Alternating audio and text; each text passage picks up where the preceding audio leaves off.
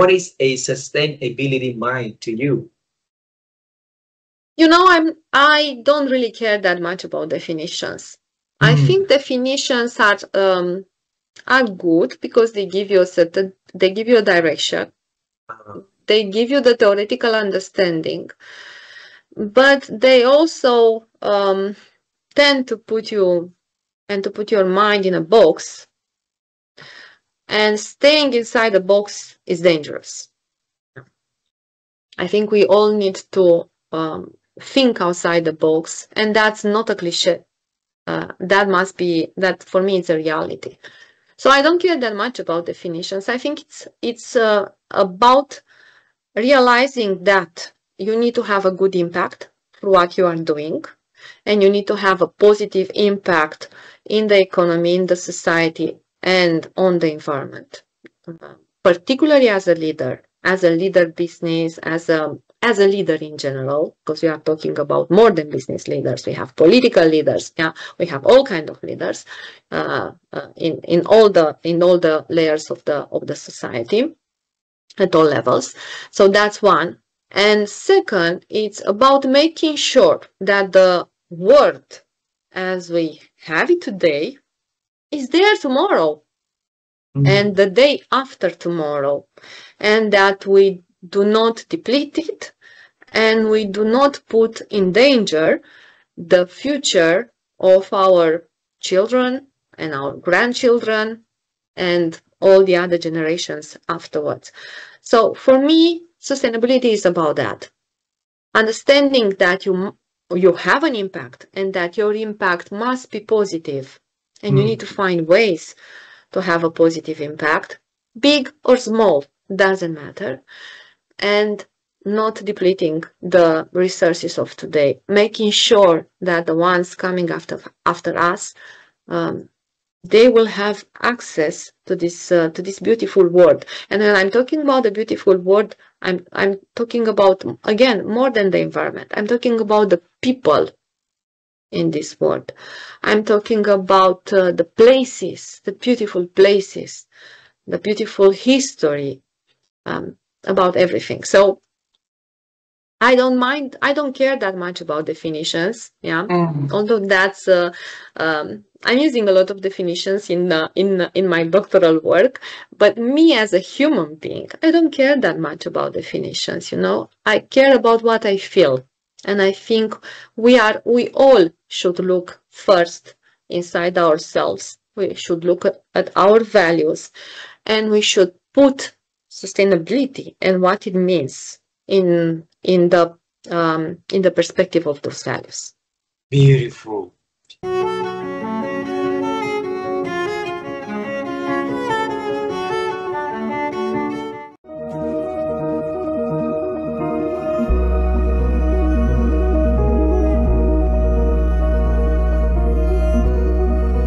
How do you define a sustainability mind? I would characterize it as that you prioritize a variety of things in your life, but you also include the environment and the earth. So as an example, I run workshops and I teach. I'm an industry professor at a university, and I teach a variety to medical students and business students and the like. And one of the ways that I build in sustainability is to say, okay, if you're coming up with a brand new product, think about the users. That's a really important thing to focus on. Stakeholders, in terms of the company, any investors and that sort of thing. But also, really importantly, the earth. The earth is a stakeholder too. So as you're looking at it and weighing, okay, you can make a whole lot of more money if you did this. Well, what if you now are not focusing on one of the really key stakeholders, and that is the earth? So if you're factoring in trying to serve all of the stakeholders, then you'll more effectively be making decisions for that. So as an example, if you're coming up with a product, right now AI is huge. It's going to be even bigger. It's one of the biggest dangers with regard to actual energy use. So one of the things that we are doing on our nonprofit is focusing on techniques that people can use. Like, for example, if you don't need a really complex model, you can use a small model. The smaller models, there's like 3 or 4 of them that are popular right now, use about 90 to 95% less energy than compared to, ChatGPT 5, for example. So don't always default to just the top model. Other ones are even things like making sure that you are not overly using AI as well. That's the benefit of that is for your brain as well. There was an MIT study that was done recently looking at students using AI and then using a Google search and then using their brain, right, to write essays. And the results looking at EEGs showed that the worst condition of those ones was actually using generative AI, because all of a sudden when you did too much work with AI, your actual brain capability was going away and like. So for your own benefit, as well as for the sake of the earth again, using it less often, starting with your brain and then using it. So if you're doing, like one of the things that I do with students is they do some ideation. They're coming up with some ideas or whatever. Could you use AI for that? Yeah, you could. I don't think you should, though. You should start with your own brain, come up with some ideas, and then ask the AI to further improve on it. And like, same with writing. Rather than saying, here, let the AI write this, no, instead, I'm going to write it first, and there might be a sentence or two where I'm like, I don't like the way that's structured. Let me ask AI to help, with that. That not only is helping me keep my brain active, it's also because I'm using AI less often and less strongly, is going to use less energy as well. So I think it's factoring in energy use, your impact on the environment. I drive an electric car. I happen to be in a part of the world where I think it's like 87% of the electrical grid where I live is green. So when I plug my car in at night, I'm hardly having any negative impact, on the climate. But it's making those kinds of decisions, as deciding each time, okay, I have a choice to do this or this. Okay, well, even if it costs a little bit more or it's a little bit more, inconvenient, factoring in the importance of the earth. And so I think we owe that to future generations, huh? I mean, when you think about it, a lot of people my age, leaders my age in countries around the world, one of them that is south of where I am sitting right now, is saying that, climate change is a hoax and turning backs on anything with regard to making the climate an important factor. I think that's dangerous for somebody my age to be saying, because that's saying, hey, you know what? My kids and my potential grandkids and all the future generations aren't as important as me. I need to just simply have convenience myself. No, I think that's highly selfish, and I think that we need to be thinking about future generations and not just your own life as well. So that's how it's a long answer to your question about sustainability, but I just see it as an important factor in every decision you make, and it's another stakeholder every time you're deciding on like a product or a service.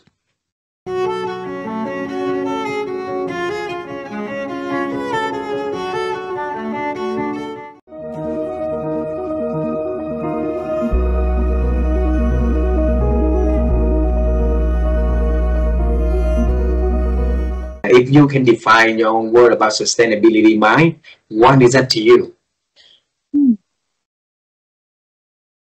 For me, sustainability, if we talk about human being, is a kind of like a consistency on our emotional dialogue, because we should continue acquiring new competencies, new knowledge, what is our domain of expertise.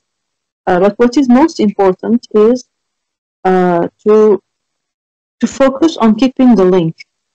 So the link with ourselves, with others, with the nature, with everything around us. Because this link is a source of data that are there's a kind of capitalization or consolidation, perhaps, of everything that is happening, and sometimes the sustainability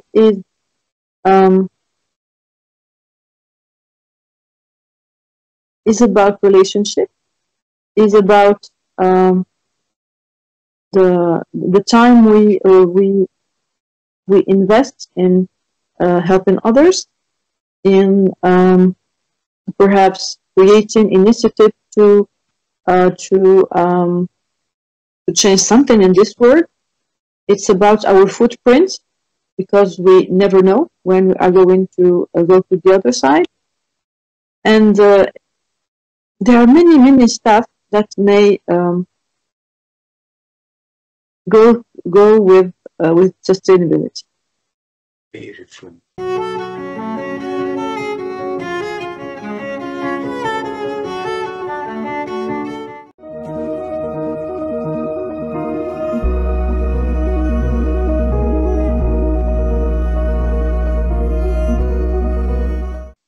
If you define a mind of sustainability, a sustainability mind, what is that? So you touched on a subject that's very close to my heart, and I started working on sustainability myself 2 years ago. Oh. And when we talk about sustainability, the first thing that people usually talk about is the environment, the planet, the greens. And that's one part of sustainability, because we're talking about the sustainability of the planet. But sustainability is a concept that can be applied to everything in life. So sustainability of your family, sustainability of your marriage. And what do you do for sustainability? Sustainability of the organization that you are working with. How is the next 50 years of this organization going to sustain itself? What system, processes, and systems or tools you need to bring in so that the next 50 years can take care of themselves going forward? Because 1/3 of every Fortune 500 companies every year go out of that list. They become extinct. They're not sustainable. Sustainability of the wisdom, of the knowledge, of the tacit knowledge, of the explicit knowledge is something what you are doing, and people like you who are collecting all that knowledge and information and wisdom and putting that in a platform for generations to come and use and see it. So for me, sustainability is a concept which can be applied to a community, a club, a family, a school, a business, a knowledge, and the fundamentals remain the same. What are you going to do today so that this sustains, this lasts longer, this does not disappear after you have disappeared? And that's where I think the sustainability of mind, critical things is write books. You should leave your knowledge and information in books. You should put up things on the digital mode, which is a sustainable digital mode, not something where the WordPress will stop your subscription after you're not there. Somewhere where the knowledge remains in the public domain for a very long time. Talk to people, talk to communities, pass on your wisdom and knowledge to others.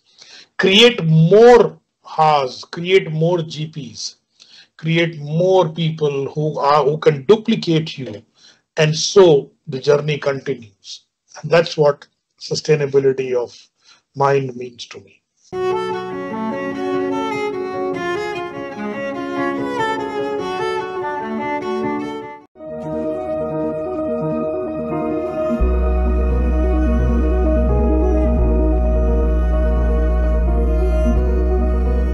I just want to hear from you. If you define a sustainability mind, what is that in your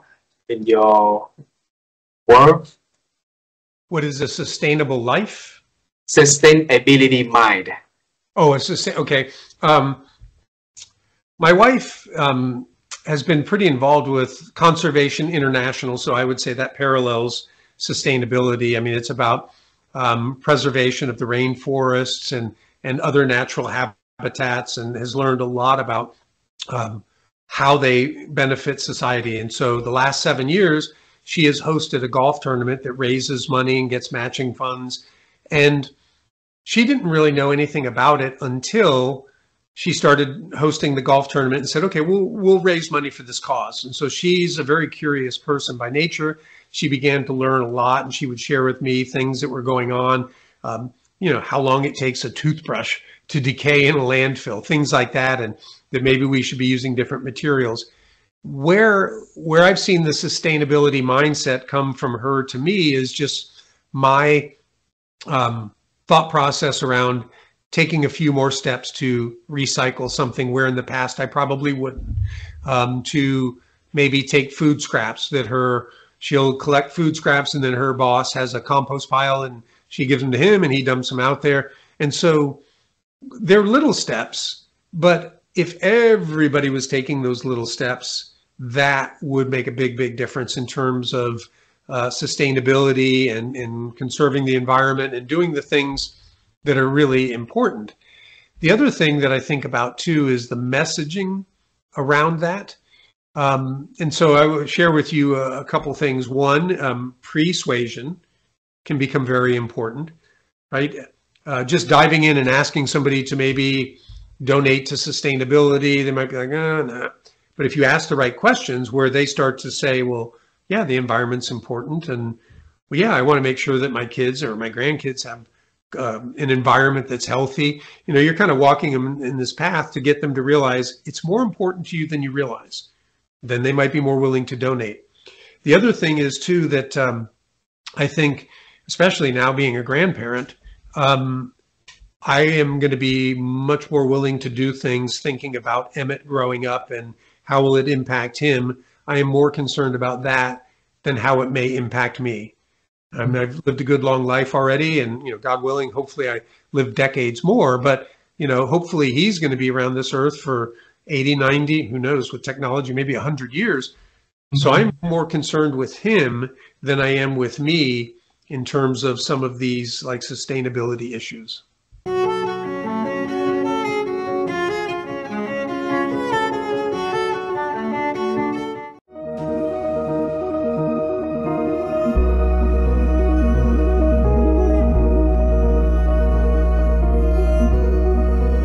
So I want to hear from you. What is sustainability to you? Okay. I've not read much on this space, so whatever I'm saying is very extempore and just coming to me as I speak. Okay. Yes. So split the word sustainability into two parts: ability and sustain. Right? So as human beings, we are all born with certain abilities. We can do something, we can build something, we can continue to do something, right? And create something. Okay? We are born with ability, but how are we going to sustain that ability as we go along, especially those elements that are positive generative, right? To me, the coming together of these two words is like a continuous process. Okay. To me, sustainability is all about how do you continue to enjoy your life as a family. Sustainability is all about how do you continue to do meaningful business for the good of the society and for the good of the corporation. Of course, you need to make profit. To me, sustainability is all about how do I build good values into the children so that they can carry it forward. Right? And that is the process by which you leave a legacy behind.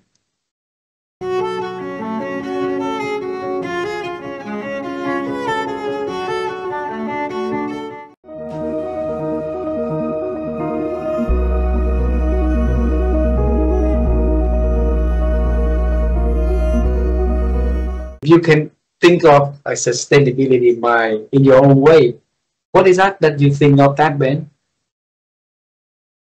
Yeah, so for me, it's a few different things. One is using one's book and one's business, certainly to make positive impact in the world, but also to become, like I said before, more and more of a leader. That one is like writing the book helps hone the leadership and make it sharper.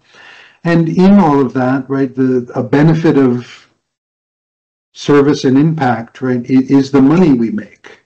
Right, the goal is not the money. The money is a benefit of the service, and the money is important in this kind of world we live in to sustain ourselves, to be able to help more people, to have the freedom and the life that we want, right? To take care of our families, to take care of our legacy, to have a legacy as we're alive, and hopefully to leave a legacy for many generations beyond, a legacy through wealth, a legacy through impact, a legacy through the teachings that we share. I mean, sometimes with my authors, I'll say, okay, what's if you were going to die tomorrow, not in a painful way, but if you were going to die tomorrow, what's the message you would want to leave, that somebody could look at in 1,000 years and get benefit from?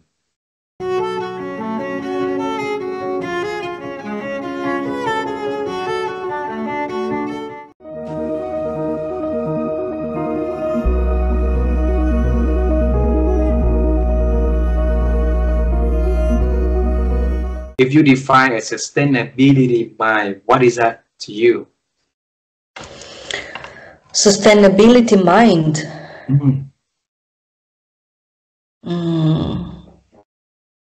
Sustainability is something that goes on, right? That has a continuity. I think here the most important value is, of course, having this, plan and commitment. I think commitment is the right word here. If you want sustainability, then you need to have commitment. And commitment is always bigger than your inner feelings, because we are all going up and downs, we are having frustrations, we get sometimes lost, we are having bad times, bad seasoning, as I said, yes. So, but if you have commitment for cause that you believe in, I think this is what creates a mindset of sustainability.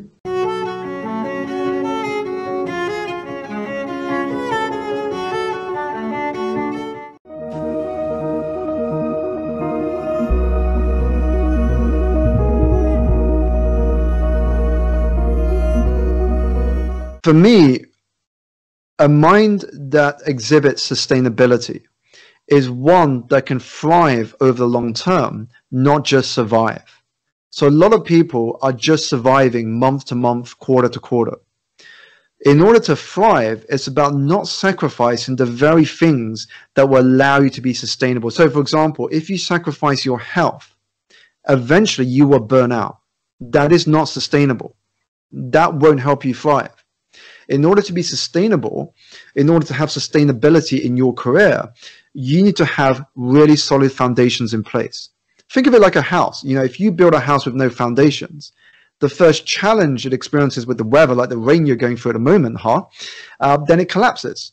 But if you have strong foundations in place, if you anticipate what could happen and you protect it for those situations, now you are far more sustainable.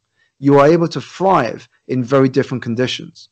And so for us to build a sustainable mind, it's about having a mind that is open to continual learning. If you're always looking to absorb information, to learn new things from a conversation, from somebody who is maybe earlier or later than you in the journey, from books, from teachers and mentors, the more you learn, the greater the knowledge you have, the more idea you have on how to adapt, on how to navigate and pivot as the world changes. And that for me is what's required to be sustainable. If you can embrace the eternal student mindset, you will have the mindset to sustain what you're doing over the long term.